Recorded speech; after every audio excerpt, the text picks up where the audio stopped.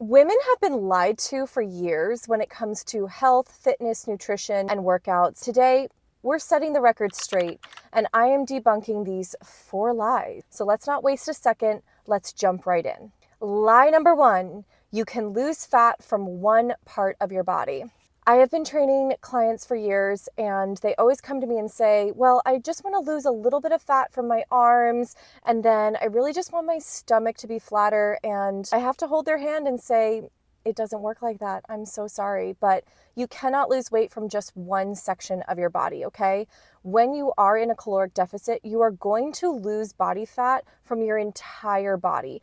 And a lot of our weight loss and where we lose fat is based on genetics and hormones. So when you see these advertisements and treatments that promise that they can spot reduce fat, don't believe them. It is a total scam. You cannot lose fat from one part of your body. 2, lifting makes women bulky. This is a pet peeve of mine because women actually believe that if they just look at a dumbbell, they are going to turn into the Incredible Hulk.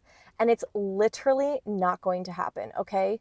First of all, it is way more difficult for us ladies to build muscle than it is for men because we have 10 to 15 times less testosterone than they do. The amount of weight training and protein and time that you have to put into even putting on any muscle is a lot.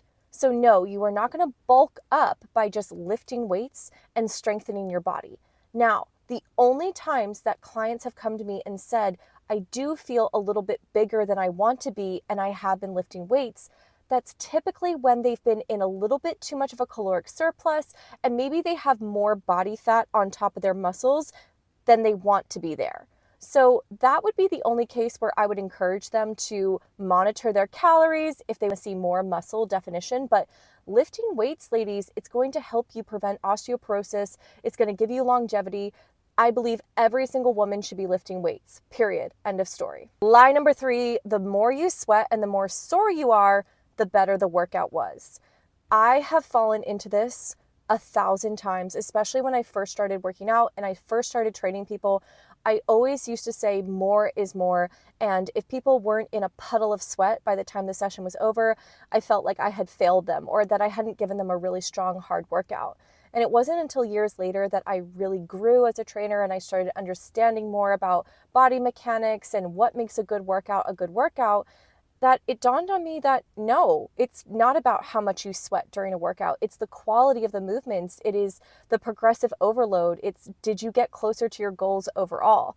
Constantly fatiguing your body is just not a good idea and it's not sustainable long term. And last but not least, you have to eat 100% clean foods in order to see results. This is not a good strategy for your fitness goals, and I'm going to tell you why.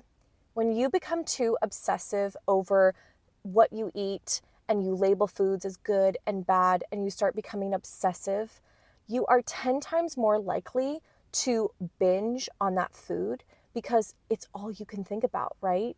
Restricting yourself so much is only going to lead to an extreme crash out later, where you are going to want to eat all the foods that you've restricted yourself from for so many months and so many weeks. And so here's what actually works, the 80-20 rule. Eat clean whole foods 80% of the time, and then the 20%, you have a treat because you're a human being. And having one treat or 2 treats every once in a while, it's not going to knock you off your fitness journey, okay? It is okay to enjoy things in moderation. And as somebody who has recovered from an eating disorder, I firmly believe that an ultra restrictive approach is not healthy for women at all. All right, ladies, I hope that you learned something today. I have so many more lies that I want to debunk, but these were the first 4 I wanted to start with. Comment below which one you resonated with the most, and I'll see you in the next video. Bye.